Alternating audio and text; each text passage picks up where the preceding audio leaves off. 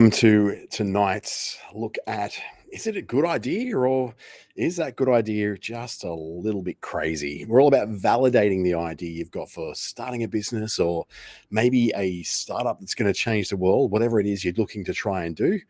That's what we're going to be exploring a little bit about tonight. We want to know whether you're going to waste a whole lot of money or whether you're going to do the right thing, because not all businesses that you dream of right now are necessarily going to become the next big thing. And quite often, what happens is that we have a thing called a bias towards optimism, an optimism bias. And we tend to go and think, oh, well, this is going to be amazing because, of course, it is. I think it's going to be amazing. I can see it happening. I can see it really succeeding. And I've been manifesting and I've been dreaming and I've been vision boarding, and therefore it's going to work. However, that's in the realm of dreams, not really in the realm of reality. Now, of course, manifestation and positive thinking are all very valid when it's got some real research behind it. But what we really want to do is to get you in a position where you can best put your foot forward and have a startup or a business that is well prepared and given the best chance possible to succeed. The second thing we want to look at is the idea of designing something that avoids you quitting just before you happen to succeed, before you validate the idea, because ideas are cheap, right?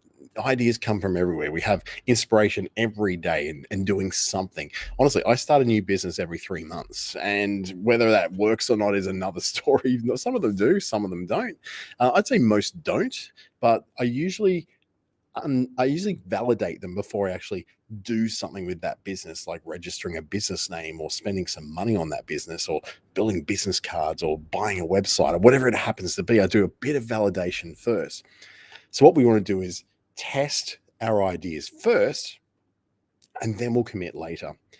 Next thing we want to do is save a bit of resources. You do not want to be in the same position I was back in 2017 when I spent $150,000 of my own money, of my life savings, and completely lost it all on an idea that nobody needed. And I hadn't asked anyone whether they actually needed this idea. I just rolled it out because I had this idea that I was unstoppable, an optimism bias and a success bias towards myself. I honestly thought that I was special and that I was going to make this thing work. And of course, it didn't. And I lost all that money. And it did take quite a while to, I guess, recover from that, because you don't often lose that amount of money to anything. You might buy a house and the value will go up and down, or in Australia it just goes up and up and up and up. That's usually what happens. But in this case, that didn't happen. So what we need to do is look first to see if anyone needs that idea, not based upon our own intelligence, but based on what we call market research. So we want to save those resources and make sure we really know that it's needed. Now, what leads to us thinking that we are unstoppable and our idea is amazing is a few misconceptions. The first one being called a uniqueness myth. And the uniqueness myth is basically saying that we have to have a completely unique idea, and that we will succeed because of that.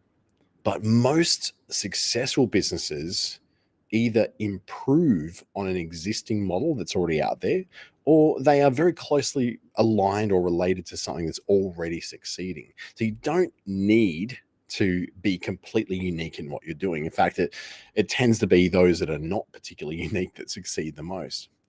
There's also a myth out there that you need to have lots and lots of money up front. And that's only true, I guess, if you're purchasing a lot of capital, a lot of equipment. But the testing of what we're going to do and how we're going to look at that doesn't necessarily require a lot of money. It's where you start small and you grow just incrementally. But most of all, you need to know whether people need what you're about to do. And it's also this myth too, you have to be super secretive, and keeping a secretive is completely valid, because everyone's going to steal your idea. The reality is very few people would have the time, the opportunity, the resources, the intelligence, the patience to develop anything to do with that. In the last 2 years, I used to meet up with a young woman very frequently, and not as a mentor, but kind of was like a mentor, I guess, to her. And what would happen? I would develop a new idea, and within 2 weeks of me telling her about the idea, she would then take that idea and try to make it run. And it never she could never make anything work, because what she was doing is trying to take on what she thought she was somehow getting ahead of me, and I knew she was doing it, and I didn't really care that much, simply because I knew she wouldn't have the stamina to carry it out. I knew that she wouldn't have the resources to carry it out. I knew she wouldn't have the patience to carry it out, because if it didn't work within 2 weeks, she'd drop it. Whereas I quite often start things and I give it a 2-year runway to work. So most people are not going to have that. And you've also got a lot of momentum with you. You've been thinking about this for a while. You've been working at it for a while. You've done a lot of research about it for a while. So being super secretive, I don't know, there's possibly, some well-placed paranoia in there that's telling you that you need to keep this secret because, someone's going to steal the idea. But the reality is, if they were going to steal that idea, they probably would have done it already. They would have come up with that idea, or at least been going down that path anyway. The reality check is that when we focus on solving real problems that exist, so for instance, if there's a stockpile of tires sitting in a great big pile over there that you drive past every single day, and you think, I could do something to recycle those, well, that may be a real problem. But what you don't know is someone else already working towards that. So what we do is start small. We do a bit of a test, and we adjust as we go. It's what's called iteration. I don't like using the jargon of startups. I think it's ridiculous. So we start small, we test, and then we adjust as we go. And that's really how you work on a startup these days. Rather than investing everything you have into it, you spend a bit of time just saying, yeah, will this work? Rather than building a manufacturing setup and then going and renting a shop front in the middle of the city or in the middle of town, you maybe start a small market store, see if people like that. You might start an online store, see if people need that. Instead of putting together a great big recycling plant, you might go, you know what, I'm just going to start small and use an existing recycling facility to see if the product that I produce at the end of the recycling is under demand by anybody. And we do a lot of this preparation by what I call quick and dirty market research. And one of the quickest, dirtiest things you can do is simply Google it. I tell this story quite often, that I had some people come to me with this great idea that they said nobody else in the world is doing it. And it was a relationship coaching app. And I like the idea, it was great. And as I was talking about it, I just hopped on Google and looked up whether anyone else was doing that. And 37 apps came up that did exactly the same as what they were saying that they were the first in the world to do. They hadn't done that most basic piece of research, was Googling whether someone else is doing this. And you don't just stop there. Like, just because someone else is doing it doesn't mean you shouldn't do it. But it gives you an opportunity to study the competitors that are doing it now, and you can learn a bit from them. You can see what the mistakes are, where the gaps are. They might be doing it, but it could be in Kazakhstan. They're not doing it in Australia yet. They're not doing it in Alice Springs, or they're not doing it in Broome, or they're not doing it in Adelaide, right? So that's the quickest, dirtiest way of doing it, Googling it. These days, you can even go so far as doing something like Perplexity or ChatGPT, those AI tools, where you can ask those questions and get some real-time answers back. Another quick, dirty method is just asking around. Ask people, do you actually need this? Would this be something you'd pay for? Talking to potential customers directly is a way for you to get real market research out of them. You don't need a big clipboard. You don't need to organize thousands of people. You don't need to go and spend hundreds of dollars on a Facebook ad campaign to get that answer. Sometimes it's just going, well, I know the people who need this, so why don't I ask them? Would you pay for this? Is this something you need to solve? We always tend to assume that because we have the idea that people need this, but it's not until we talk to people that we find out, oh, you don't need that, but you need something else that's more important to them that you may be able to put together. Then there's the old pub test, right? Running it past your mates, and they may not be your potential customer, but they can also give you some really good reality checks. They're unfiltered reactions. So when you say, hey, I'm looking at doing this thing, right? Am I crazy? And one of your mates will just go, mate, you're absolutely nuts. What the hell are you doing? Like, you've got no experience in this whatsoever. And it might be a reality check that you need. Or it could be that someone sits there and goes, hey, that's bloody brilliant. You should really explore that. So the pub test is a little less about your potential customers and a bit more about the people around you who have that ability to be honest with you. They're not just sort of coming to you and saying, "Oh yeah, that sounds like a great idea." And you can see and they're nodding. It's really a shaking head going, "Oh my God, don't do it. You're an idiot." There's also social media research. You can go to forums. Reddit, for instance, is a great place to go and see if things have been thought about already. Reddit, Reddit, if you've never come across it before. Another one's Quora, which is Quora. Quora is a good place to look at discussions that may be happening around your industry or the kind of startup or business you're looking to do. And then once you sort of put this together, and maybe it's a retail item or it's a service of some description that you can test run in a smaller environment, you don't go and book yourself a shopping center kiosk. You don't go and book yourself, go and get a rent on a shop front or go study getting a warehouse. What you do, you try something small. You test it out in a small way, a market stall, or like I was saying before, you use an existing facility to do the thing that you need to do to see if it is actually able to be done. They call this the test of it being, is it feasible? Is it viable? Is this thing actually able to be done? Because sometimes the ideas we have, they may have a market over there of willing people who want to buy this thing, but we haven't actually worked out whether we're able to pull it off. And we've got a bit more of that coming up. So an example of validation that was done in a very creative way was an Australian company called Who Gives a Crap. Couldn't be more Australian, could it? And it was about toilet paper.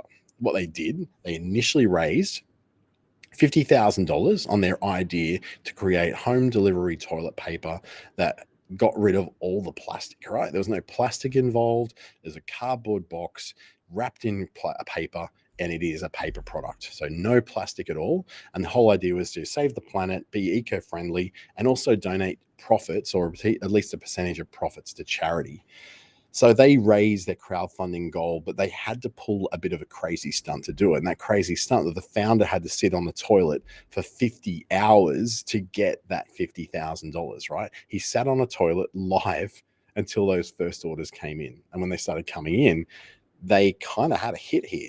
It gave them an early proof of concept. They went straight out to the world through a place called Indiegogo, a bit like Kickstarter, if you've ever come across it. They're a place where you can put ideas out there to people and they will fund your ideas by either donation or by becoming, I guess, stakeholders. They will maybe pledge $100 to what it is, and with that $100, they'll get $100 worth of product. Now, the team at Who Gives a Crap had not even rolled their first roll of toilet paper by this stage. The whole thing was done to say, does the market want this? Does the market need this? Oh my God, in 50 hours, we have just got $50,000 of money to do this, which gave them enough to then go and test this out, to go and get a first run produced to deliver to those people.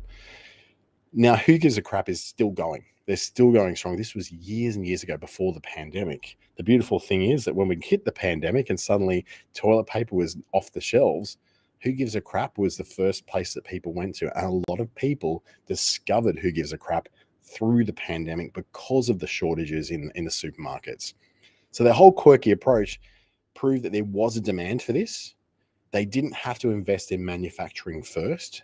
They just tested the idea out with people and went, hey, here's an idea we've got. What do you reckon? And they got that validation. People did say, and they've gone on to do bigger and better things, and most likely going to move into some other products as well. So some questions you might need to ask yourself as you're getting prepared to put yourself together into a business is around what we call feasibility. Feasibility is, can you actually pull this off?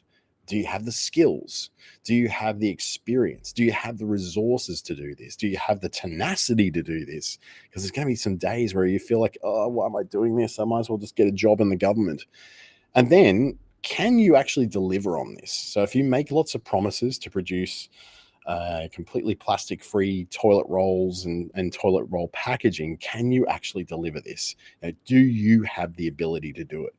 And if the answer is no, well, you may need to revisit this and go, well, what can I do that's near this that I can deliver?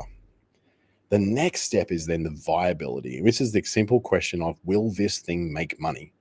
Will the income I can make from this be more than what it's costing me to make it? Is there a margin in that? And that's what a margin is. It's just simply that gap between how much it costs to make, how much you can sell it for. And then once all that's happened, the cost of sales, the marketing, the staff, the air conditioning and the lights, the cost of Restream and the cost of Zoom and all these things you're going to be doing, will it make money? Now, it's not just making money like who gives a crap did in that first 24 to 50 hours. It also then comes down to, can you sustain that money coming in? Can you sustain the production? Can you keep this thing going for long enough to either sell it to someone else to take over, so you make a great tidy profit on that and you can retire for life? Be nice, wouldn't it? Or can you at least run this until you may do whatever you want to do with it? So if you want to do with this is to maybe, perhaps, keep it as a family business, pass it down to your kids to be running. Do you want to sell it? Do you want to take partnership? Do you want to scale this to the world, get investors and all that? Well, you've got to be able to say that this can safely sustain itself for a period of time. But one of the big questions I would ask is, it's kind of a brutal question in some ways, which is, will customers actually pay enough to you for what this thing will cost? So if it's going to cost you $72 to make, for you to make a decent profit on that, you may have to charge $150, $160. Is the customer willing to pay that much for that thing? And the who gives a crap toilet paper is substantially more expensive than Coles brand or Woolworths brand in the store toilet tissue. It's certainly not the same price as Kleenex or Sorbent or Quilton when they're on special, or even not on special. It does cost more. There are delivery costs involved. They have a much lower production numbers than what the big brands do, so it does cost more. So then we ask ourselves, is that person out there, are they going to be in a position or a willingness to be able to pay that much for what you want to do? And if the answer is probably not, well then, yeah, you move on. But remember, you could buy a handbag from Kmart for $20, or you could buy a Louis Vuitton for $15,000. The construction of those two bags is not vastly different. The design of those bags may also be not vastly different. The value is in the brand and perhaps in a little bit of the quality of making those bags. But there's a great guy called Tanner Leatherman. If you can see him online on YouTube, Tanner Leatherman, what he does, he cuts up really expensive handbags and leather goods and sees if they're worth it, if they're worth the actual big price they do. So he'll take a $15,000 handbag, slice it up, and compare it to much cheaper bags to see if it's worth the money that you're paying for it. What that shows is some things people are willing to pay a lot for. And there's some things that people are not really willing to pay that much for. So you just got to work that out. Are people willing to pay more for what you're doing, particularly if you're doing something that is done by someone else at a mass scale? Will they pay more for your thing? Next up, your feasibility check. Now, this is where feasibility was done very poorly by a company called Aussie Farmers Direct. They did home delivery of milk and groceries, I think in Sydney and Melbourne, and I think in Brisbane and Adelaide too. And they did successfully operate their business delivering milk and groceries to people's doors for years, right? They did really well with it. They solved a problem with convenience. And a lot of people liked that because it was doing home deliveries for them that was otherwise not very common at the time. This is before Coles and Woolies did lots of mass home delivery. But the problem was that the minute the supermarkets started doing their own deliveries, the tiny little profit margins that Aussie Farmers Direct were getting wasn't enough to sustain them against the supermarket competition. The supermarkets have margins and systems and buying power that Aussie Farmers Direct just simply didn't have. Now, whilst you get much fresher milk and you get like milk that was made by farmers direct from farmers, and you get a fresh, wholesome, fresh from the farm produce, that wasn't enough to get enough people to buy from them on a regular basis to get that volume of buying that product down, because their whole point was not to provide a service to a customer, it was providing more money to a farmer than what they would get from the supermarket chains. A very noble cause, but that made their margins very, very thin. So once you pay for drivers and petrol and cars and deliveries and the sourcing of all those things and superannuation and air conditioning in the office and the website and the costs associated with scaling up a digital business, it became too tough and it wasn't viable over a long term, and it went bust. Despite being feasible that they could actually do this, it went bust in 2018 before the pandemic. So they didn't even get into the pandemic. The point was they could have been massively successful in the pandemic, but they didn't have the margins to be able to make this thing pay for a long period of time. Next thing we look at the whole idea of, is this investable and is it marketable? So will you at some point reach your ceiling of where your money can support this, or even a government grant can support this? What happens after that? Because a lot of businesses that require quite big machinery, that might require cars and computers and shop fronts and manufacturing, they can require a lot of investment, much more than you may have access to. Your savings are completely done. The government grants, are modest unless you have a lot of momentum already. There's not an appetite for governments to invest in very risky, very small ventures, because they are risky and very small, and by people who are unproven in what they're doing. Or they might be proven as being technicians at what they do, but they're certainly not proven as business owners. So, is there a big enough potential for your business to grow so that an investor may want to come and partner with you? And that investor could be what we call an equity investor. They'll take a piece of your business, they'll own a piece of your business, usually a minority stake, in exchange for money to be paid into that business to do the things you need to build it, to buy the land, to buy the equipment, to buy the stock, to pay for staff, all those things that it takes to run a business that's growing very fast.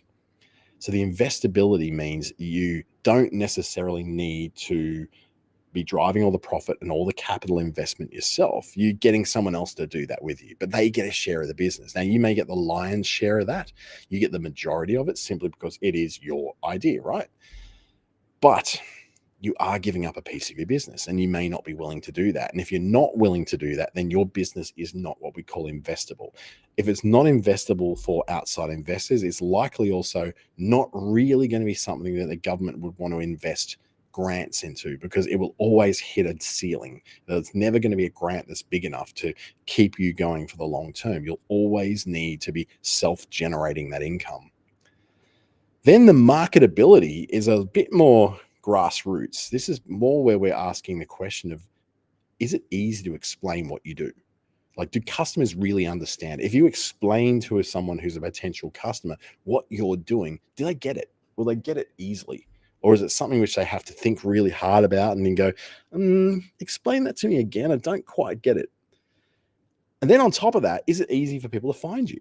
So if you're operating in a small town, say Catherine or Broome or Port Hedland or Karratha or somewhere like that, you're going to be a lot easier to find because there's not a lot of options in your market. You're in a big place like Melbourne, Sydney, Bangkok, Jakarta, New York, Los Angeles, London, Ahmedabad or Lahore, or big cities that are international, then you may be a little hard to find, which means it's really hard for you to sell something, because if you might have the best idea in the world, but if no one knows about it, it's just another missing idea, right? And then, are you able to sell this thing in such a way that it's not going to cost you a fortune? Now, we all know that trucking anything out or into the Northern Territory, where I happen to be, is absolutely atrocious. Now, we have the same problems appearing in places even like Perth. Large enough city that there's scale and there's demand, but getting things in and out of Perth is very expensive. In fact, anywhere in Australia, getting things around on a truck is incredibly expensive. So if you want to serve the world, it's probably not a great idea to be able to serve it from a small regional centre in New South Wales, Queensland, Victoria, South Australia, Northern Territory, anywhere really, or Western Australia, right? You may need to have a warehouse of things in, say, Dallas in America, that can then easily ship out cheaply your product to people in America. Now, that's something which may happen if you're doing a process like drop shipping, or you're doing a process like you're selling direct to America or to India and you're shipping out of an Amazon warehouse. But that may seem completely too big for you right now. You just want to be able to put it in boxes at home, give it a personal touch. The problem there is that that can never scale to be enough to be more than a hobby. That's going to be something which is going to take a long time, unless you're charging a ferocious amount of money that covers the costs of all that. Plus, you get a massive status margin on top of it. Think the Louis Vuitton handbag, right? Then that may not be, again, a very marketable product or service or business. What you want is a bit of a balance, right? The best ideas tend to be very investable, but also very marketable. Without one, the other tends to lead to failure. So if you aren't investable, you probably can't grow that thing to be big enough. If you're not marketable, no one will find you. So therefore, you don't become investable, because you're not investable by either a partner or by a customer wanting to buy that from you.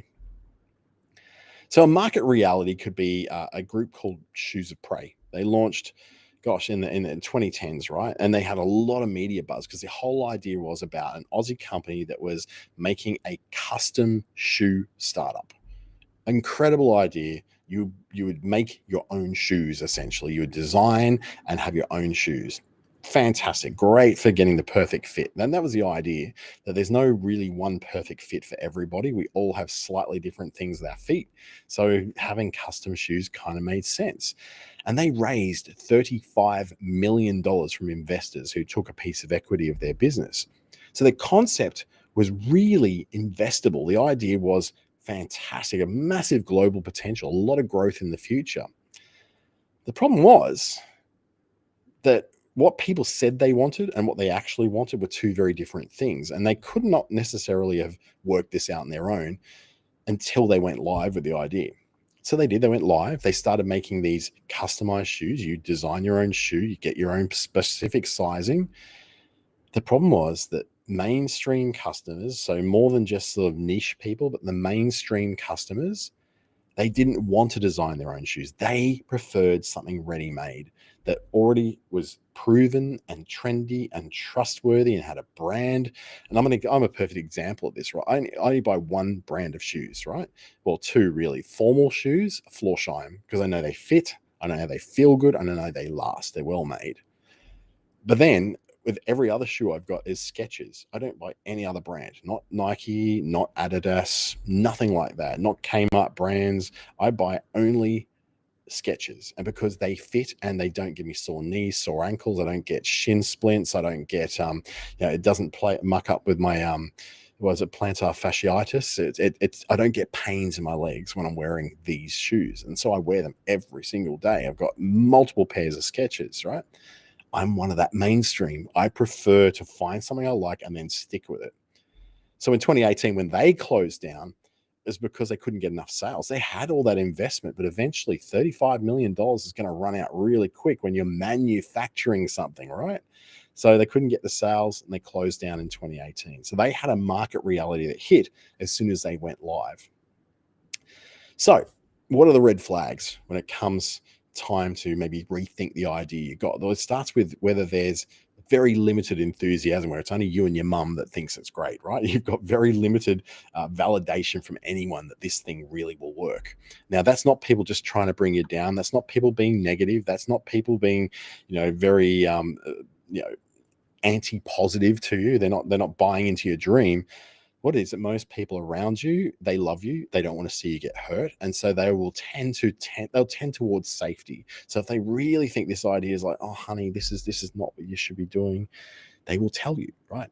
Now, the opposite is where your mum is probably not a good judge of the character of this business unless she's been in business herself. Your dad certainly is not, because he loves you. You're his little girl or his little boy. He doesn't want to see you be disappointed.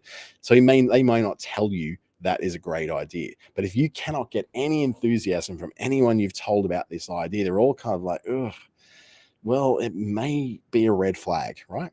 Another red flag is that you're not actually solving a problem that anyone has. That first startup I did back in 2017, where I lost $150,000, was because I didn't ask anyone whether they needed this idea. I just assumed they did. I went out and built it. I went out and marketed it, and it went nowhere. Absolutely no. In fact, it went down some really dark paths, and so did I. But it didn't address a real need or pain point that anyone actually had. I just assumed it was there because I thought it was a good idea. Another red flag is where there's so many people already doing that thing you're doing. And we saw this quite a while ago, maybe 5 years ago, where there seemed that everyone was becoming a mindset mentor, a mindset coach, or an NLP practitioner. Some like it was all to do with the mind and neuroscience and all that. Everyone was getting on board this trend. And so what happened was all these people got certifications and nobody was getting paid for this. I remember probably dealing with nearly 30 different people through a previous government program who did this. They became mindset mentors and NLP coaches and hypnotherapists and all these kind of things. And they got these 6-week certifications. They set about to do it and they got out there and nobody needed them. Nobody wanted to pay for it. The market was already crowded. They'd already seen 30 other people do this. There might also be a problem when there's a bit of price resistance where people will say to you, "Ooh, that's a bit pricey, isn't it?"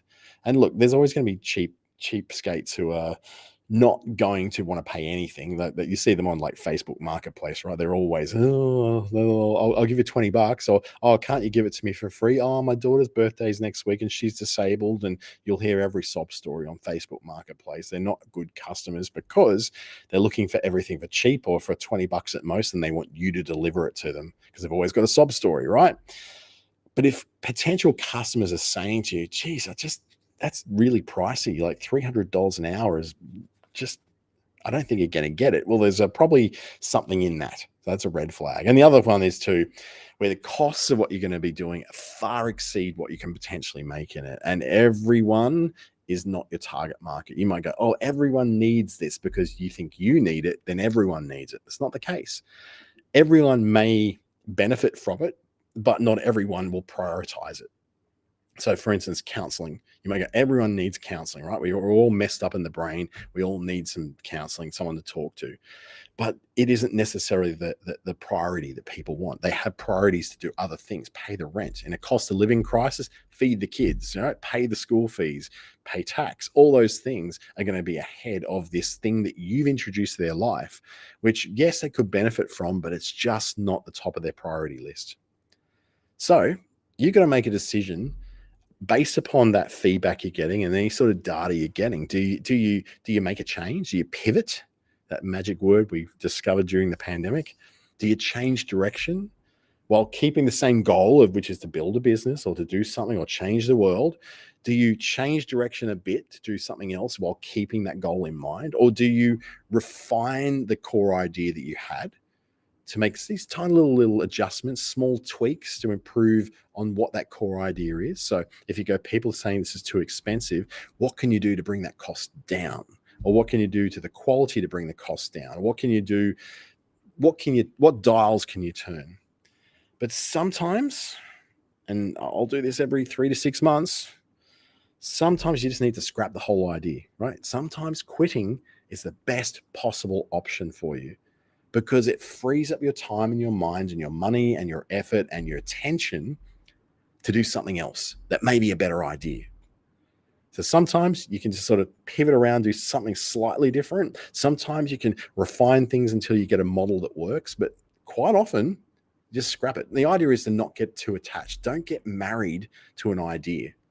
Yes, you should be enthusiastic about what you're doing, but the end goal, which is serving the customer, becoming rich, or freeing up your time, or whatever it is your end goal is, that's your end goal. Your ego is not important here. How you feel about this is not what the point is. It's about not getting too attached to the idea. Get attached to your life and your goals, absolutely.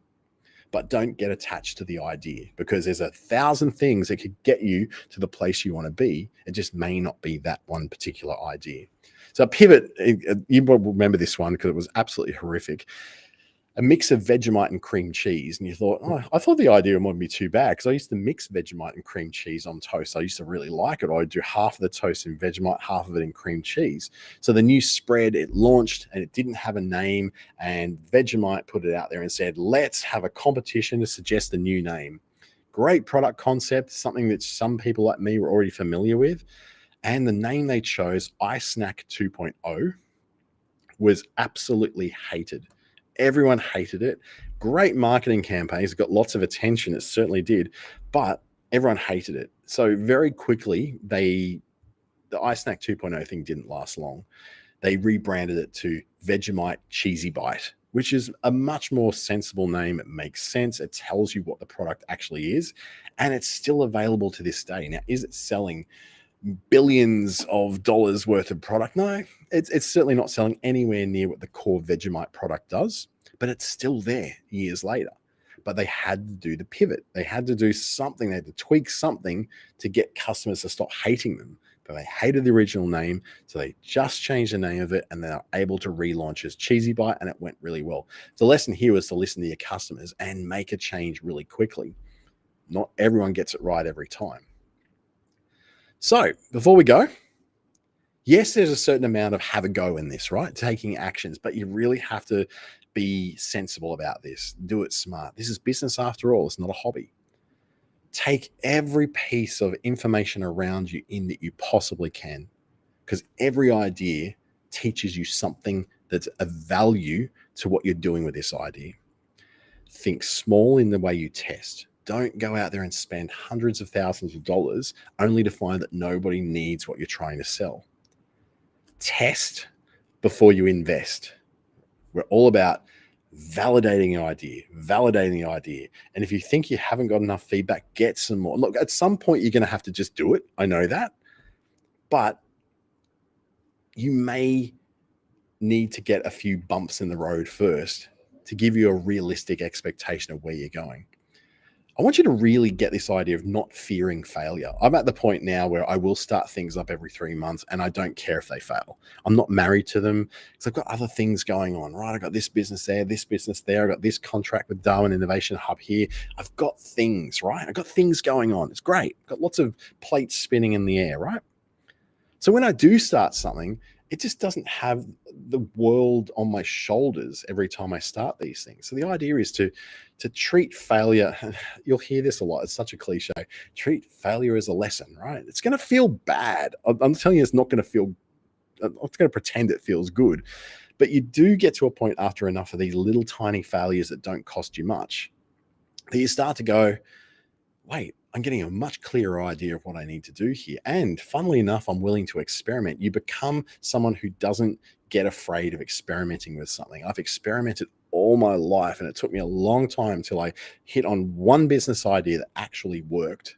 And that has now gone ahead and funded another business idea that worked and 15 others that didn't work. But then I got another one which really worked. And now, I've got retail stores in New South Wales and cafes in Queensland and training contracts in the Northern Territory and Western Australia. So it's something where that's little tests, those little steps along the way.